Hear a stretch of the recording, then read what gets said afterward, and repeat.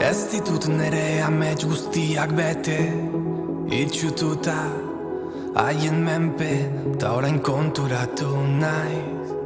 Behar dudan guztia zuek denak zarete.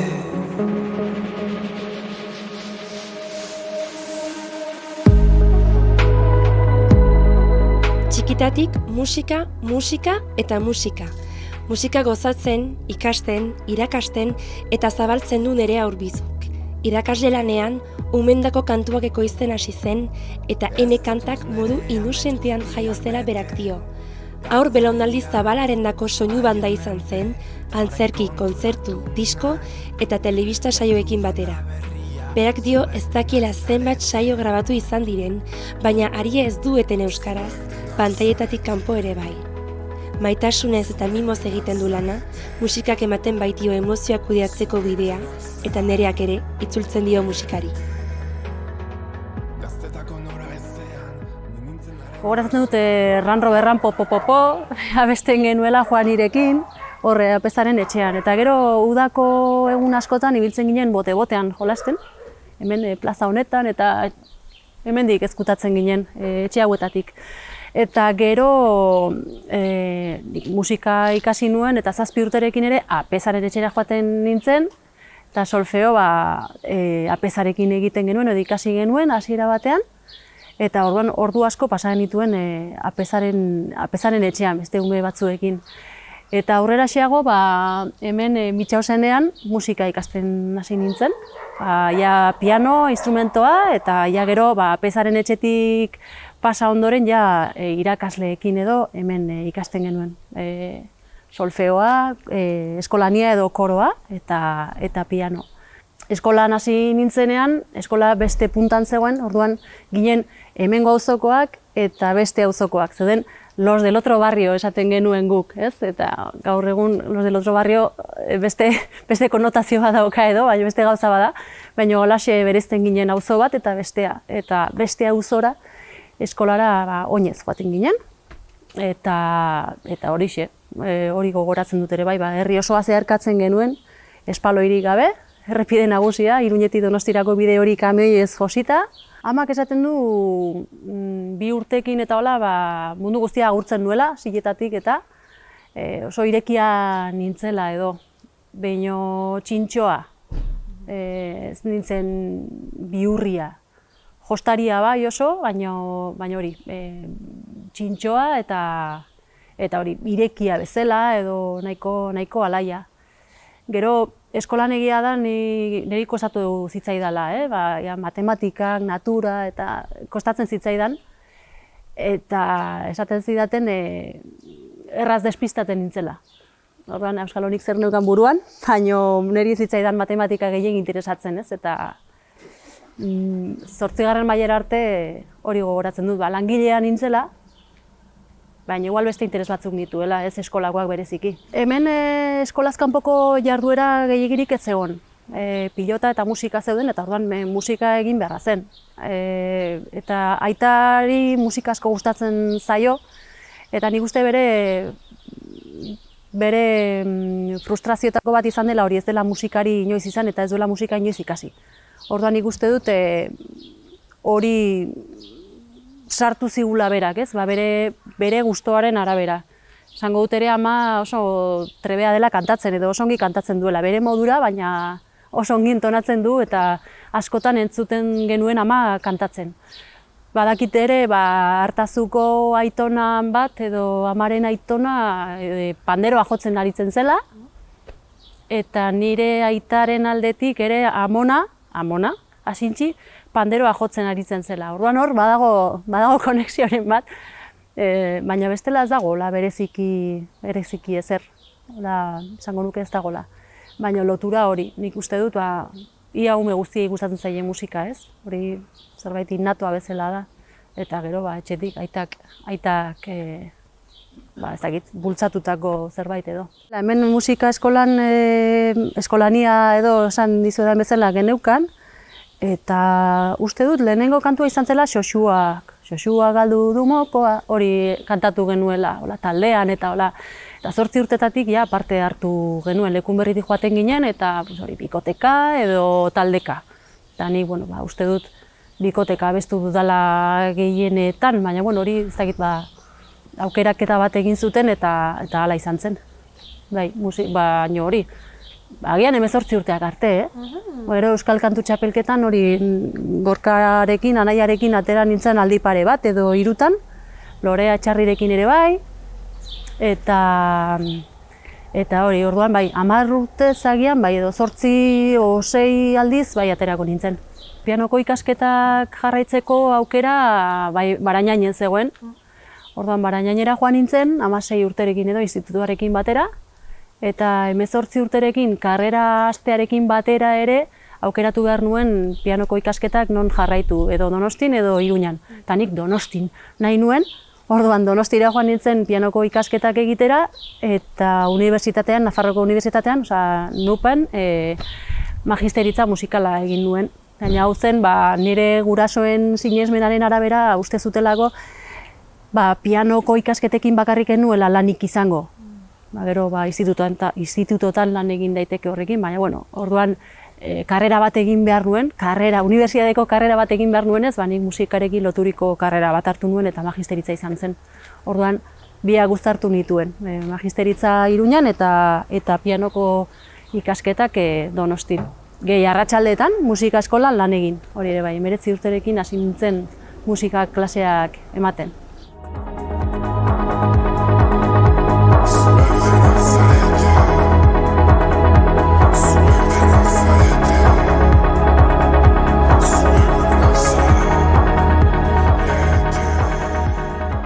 Nik hegoalde ikastolan egiten nuen lan, irakasle nengoen, musika irakasle, eta Urko Oskoz nirekin harremanetan jarri zen, aspaldi ezagutzen nuen, Euskal Kantu Txapelketa batean azaldu zen, eta orduztik ezagutzen dut.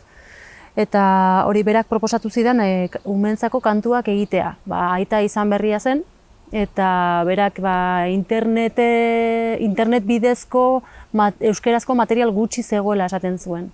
Orduan bere ekarpentsua egin nahi zuela esan zuen, baina abestiak egiteko gaitasuna edo tresnak ez zituen. Orduan nirekin harremanetan jarri zen, eta ene kantak jarri genuen martxan. Berak kantu batzuk bazituen, ni egiten hasi nintzen, hegoalde ikastetxeko ikastolakoekin hasi nintzen koreografiak prestatzen eta hola, esperimentu bezala, eta sortzen entzat izan zen lehendabiziko lan hori.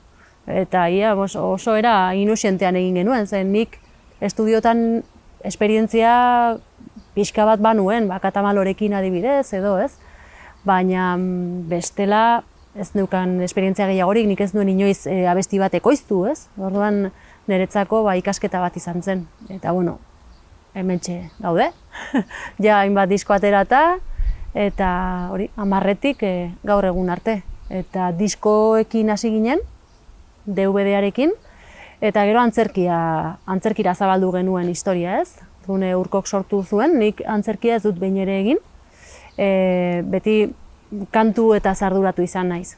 Eta antzerkiaren ondoren, Gasteizen uste dut egin genuela emanaldia, jende pilo bat juntzen, eta ETB-ren deia jaso genuen, telebistan umentzako saio bat egiteko proposatuz.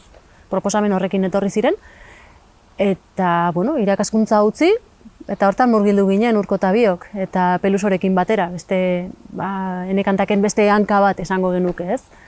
Eta hoxe, talde eder bat sortu genuen, eta 5 urte hauetan programak egin ditugu. Ez dakitzen bat izan diren, baina 5 urtetan asko, egunerokoa izan duzen, eta gero asterokoa izatera pasatu zen. Astean behin izan dugu programa 2 urtez iaia, eta oneraino iritsi gara telebistarekin. Izarra goian, irri eginez, zaintzeko gure mundua. Izarrak ondatzen hasita txiki txiki sentitzen naiz, badiru laua maikan bila ez din guztiak atzeman. Izar batetik bestera salto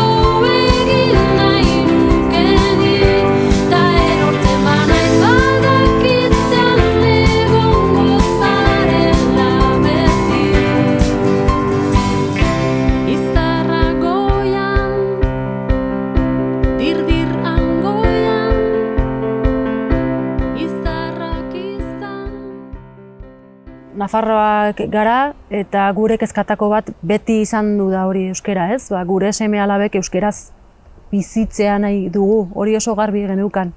Gero ere irakaskuntzan geunden eta bagenekien zertzegoen eskoletan ere bai, eta Nafarroko realidadea ez da beste hainbat tokitan dagoen realidadea, ez? Zoritxarrez, batzutan zorionez eta bestetan zoritxarrez, ez? Toki batzutan ematen du sortzen edo, ari direla arnasgunetxo batzuk sortzen, ez? Baina bestetik, toki askotan euskara zigortzen ari dira eta euskara sufritzen ari da, ez? Orduan, behar horretatik ere abiatu ginen. Euskarazko kantuak egin behar zirela ikusi genuen, baziren, baina gehiago egoteak ez zion kalte egingo euskarari, inolaz ere. Eta eskoletako aurrak, Nafarrak kasu honetan hartuta, izango litzek ere beraientzako motivazio bat, ez?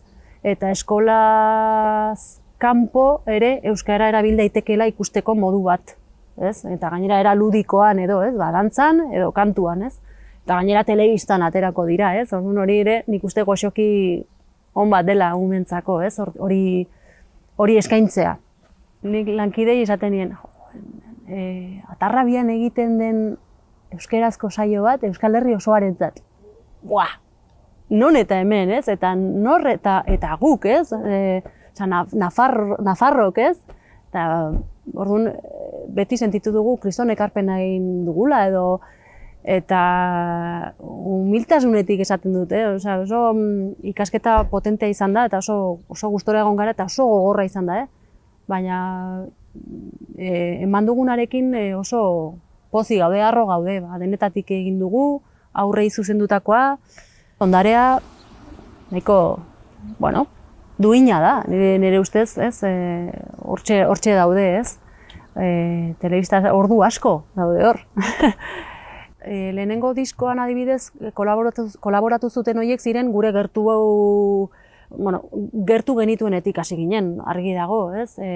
Beraiek ere ez zekiten zer demontre zen, guk egiten genuena edo guk egin behar genuena, guk ere ez genekien emaitza zein izango zen. Orduan esperimentu moduko bat izan zen.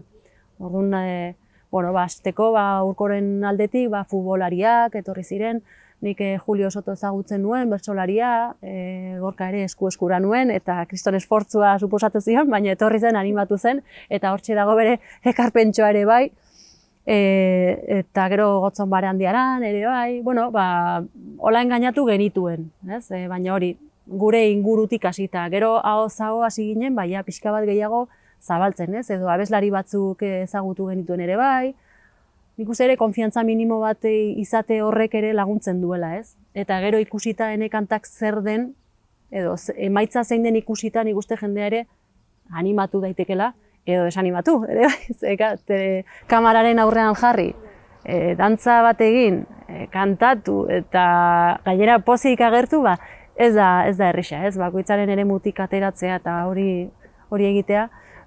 Baina etorri den jendeak nik uste oso garbi ikusi duela, euskararen aldeko zerbait dela, aurrei zuzendutakoa, eta ez dakit, ekarpentxo bat egiten ari dela nabaritzen du nire ustez, ez? Errealidadaren oso kontziente dira beraiek ere, ez? Eta nire kezka da, nire galdera da, zenbatek ikusi duten ETV3 eta zenbatek ezin izan duten ETV3 ikusi. Pena ematen dit, ama naiz, eta neronek egin dudan saio bat edo, ni laguntza ikaragarriarekin noski, baino nirea den zerbait ezin dut etxean kontsumitu, ez? Eta gainera nire alabe garai hartan saio hori ikusteko adina bazuten, eta ez dute ikusi ahal izan. Orduan nire etxean bezala etxe askotan, ez? Nafarroko iparraldean behintzet, euskaldun asko gaude eta ez dugu ikusi ahal izan. Gero ere, dagoen eskaintzetara ez dakit ere jendea mugitzen den. Hori ere hausnartzekoa da. Nik ikusi izan ditut aurrentzako emanaldiak eta 15 pertsona gerturatu, ez? Orduan hori ez dakit zer den, eskaintza gehiegi dagoelako, edo antzerkia ikusteko prest gaude, edo agian ere gaur egungo aurrak ere oso ohituta daude pantailarekin, eta agian nahiago dute hau bukatu da eta hau hasiko da. Hau ez zait gustatzen aurreratuko dut. oso erreza, oso tresna potentea da. Orduan, gero gauza errealak ikusteko ez dakit ohituta dauden. Hori musika bezala da, ez? Leno diskoak erosten ziren, eta diskoak kontsumitzen ziren gaur egun, kantuak dira, eta bukatu da, eta beste bat. Eta hau ez dut nahi, eta hau. Eta lehenengo 30 segundua gustatzen ez bazaizkit, edo engantzatu ez banaiz, beste batera pasatzen naiz. Ez daukagu sosegurik, ez daukagu pazientziarik egoteko eta kontsumitzeko. Orduan, umeek gaur egun euskeraz, dagoen hori ere ez dakit aprobetxatzen dugun. Baten du bakarrik gauza handietara joan beharra dugula. Izen handiko gauzetara, beste guztiak ezagunak ez direnez ez goaz. Sensazio hori izaten dut batzutan. Ikaragarria izan zen. Gure bigarren uholdea. 5 urte telebistan eta lehendabiziko urtean sartu zen txorkatileraino. Lurra aldatu, zokaloak, kalteak izan ziren, desientekoak, baina aurrera egiten duzu. Eta 2021 batekoa izan zen, liburuan esaten dudan bezala, uholden masterra itatxia. Ikaragarria gerriraino iristen zen ura. Gerriraino iritsi zen. Maien gainean zeuden gauza guztiak, amildu edo erori egin ziren, ordenadoreak, kamerak, mertxana, harrapatu zuen dena. Orduan, ez da bakarrik lan egin ezin dezakezun egun hori. Eta gero ere animikokin nola eragiten duen, ez? Ikaragarria izan zen. Eta beti esaten dut, ez ezagun pilo bat etorri ziren laguntzera. Baina pilo bat, laguntzera, edo bokatekin, edo amaiketakoarekin, erratzarekin, kamioiakin edo kontenedorekin, eta hemen botatzeko izugarria izan zen. Liburuan ere esaten dut, asko galdo genuela, baina gehiago irabazi genuela, ez? Horre ikusten duzu herri honen elkartasuna, ez? Edo laguntzeko, auzolan hori, ez? Hain berezkoa dugun hori, ez? Pandemia tokatu zitzaigun ere, bai, oso urte gogorrak izan dira, lankideak bihotzeko bat izan zuen, Jon Barberena joan zitzaigun, gidoilari aritzen zen, latza izan zen. Gero uholdea, beste uholde bat, eguneroko bat izatetik asteroko bat izatera, horre murrizketak, une latzak izan ditugu, bizi izan ditugu. Baina pandemian adibidez gero, gu ikastetxetara joaten ginen aurrekin egotera, ez? Eta hartu eman hori ere eten egin zen, ezin genuen eskoletara joan. Hori, orduan, horretan oinarritutako programa bat nola atera aurrera, ez? Pentsatu genuen eta entregak egitea erabaki genuen, beirrasmatu, beste zerbait egin, baina telebistan egon beharra dugu. Bestela, akabo. Aurrek zer ikusi behar dute, behintzat euskeraz ikusteko zerbait euki dezatela. Geure burua ezinbestekotzat hartu genuen, eta jarraitu genuen emisioak egiten. Eta horrekin ere, harro gaude ez genuen etxi, aurrera egin genuen. Nire bigarren liburua da, lehenengoa izan duzen Enekantaken abenturak, edo furgonetako abenturak, gora berak. Orduan, lehenengo historioa izan zen, Enekantaki gerta dakioken zerbait, ez? Kontzertu bat eman behar dugu eta gurpila zulatu zaigu, edo olako gauzak, ez? Pixkat humoretik joan da, ez? Olako zerbait. Eta pertsonaiei bizia ematea ere, ez? Telebistatik kanpo. Eta bigarren honekin, zergatik ez dugu gure miseria bat kontatzen eta umore pixka bat ere landu, baina hori izan zen ere, batez ere Atarrabiako herria eskertzeko modu bat. Atarrabiakoa eta Atarrabiakoa etzena, baina pentsatu nahi dut ingurukoa izango zela, Burlatakoa edo Iruñekoa edo... Hori, beraiek eskertzeko modu bat izan zen.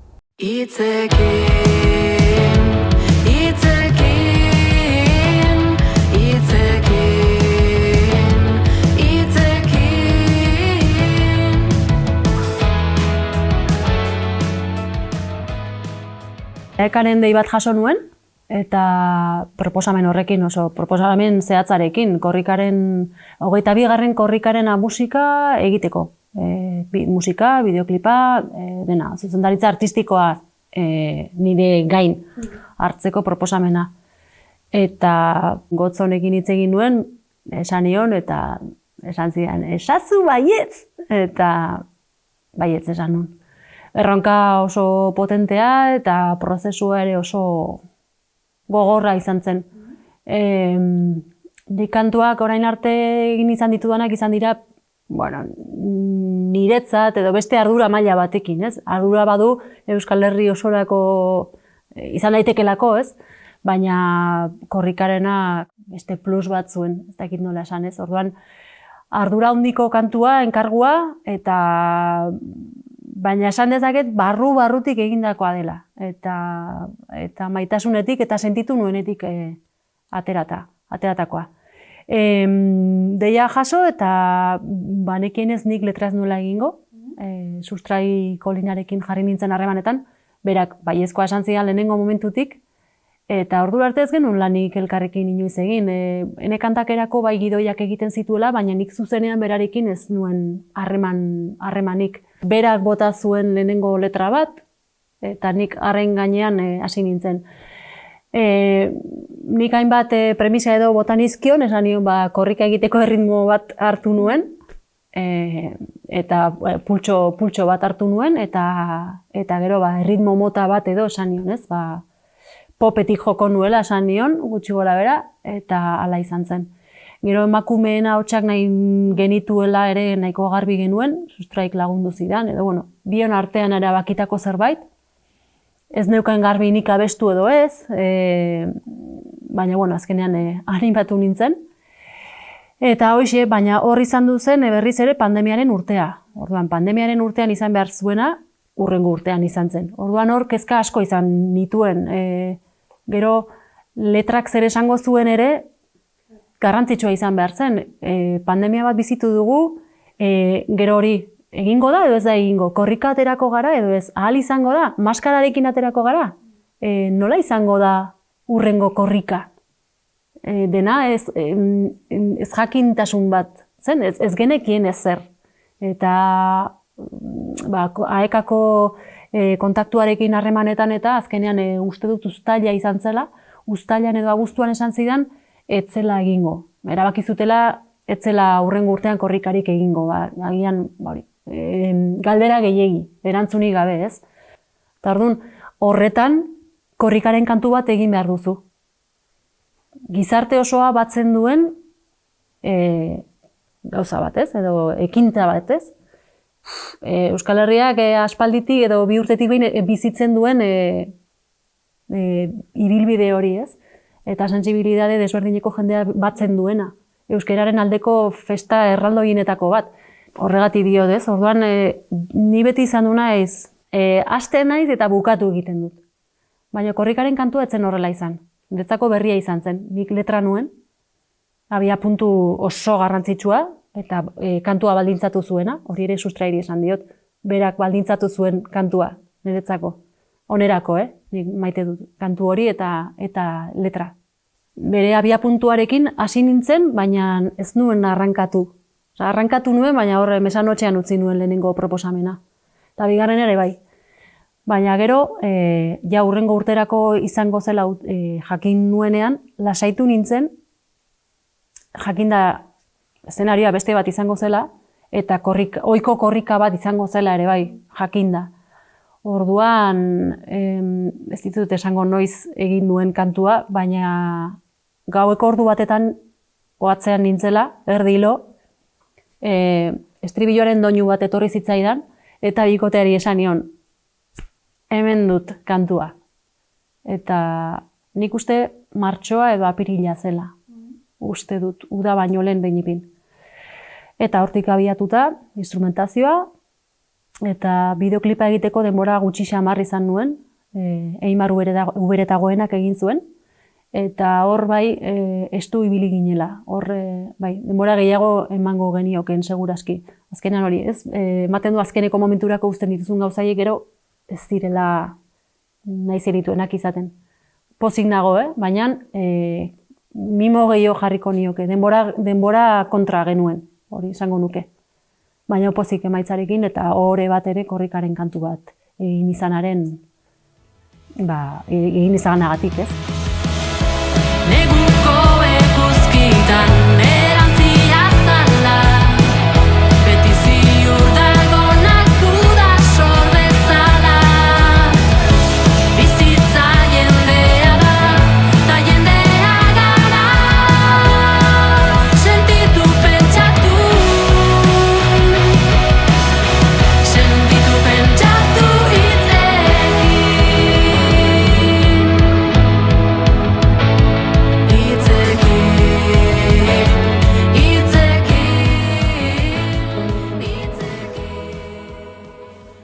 Nik musika, entzuteaz aparte, sortu egiten dut. Sortzen dut umei zuzenduta. Orduan, jolasteko aukera ematen dit ere bai, musikak, bai? Edo umeen mundura gerturatzeko bide bat ematen dit. Eta gero emozioak kudeatzeko bidea ematen dit ere musikak. Orain blues edo horretan nago, musika intimista horretan nago, eta bai esango nuke laguntzen didala. Askotan musika jarrita daukat eta abesti batzuk aurreratu egiten ditut, beste batzuk bilatzen ditut, ez? Baina hori da, nire, ez dakit, nire utxune batzuk betetzeko beharra dudalako, edo, ez? Kantatzeak ere laguntzen dit. Batzutan ere musika gabe joaten ez, baina ni kantuan. Orduan, terapeutikoa dela uste dut. Eta hala sentitzen dut.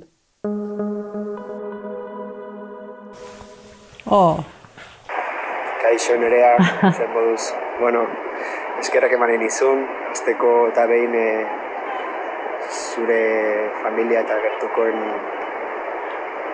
ganako duzun jarrera horrengatik, beti laguntzeko prest. Eskerrak emanen izkizun baita ere, elkarrekin egindako barroien guztiegatik. Orain baita ere, baina batez ere, aspaldian logela konpartitzen genetiko gara joitatik. Gure hortzanotik oso horitzapen honen dauzkat, zure alboan, eta eskerrik asko horregatik ere. Eskerrik asko ama moduan daukazule jarrera izugarri horrengatik, eta nola ez, sortu dituzun doinu ere horiek guztiengatik, uste dute aur belaunaldi oso baten soinu bandaren parte bazarela, eta gauza handia da hori. Ondo izan, eta musu. Jolen! Eskerrik asko. Nik esango dut. Oso eskertuta nagoela ere. Bai. Ez, mira estu, ezagutzen ez duzuna.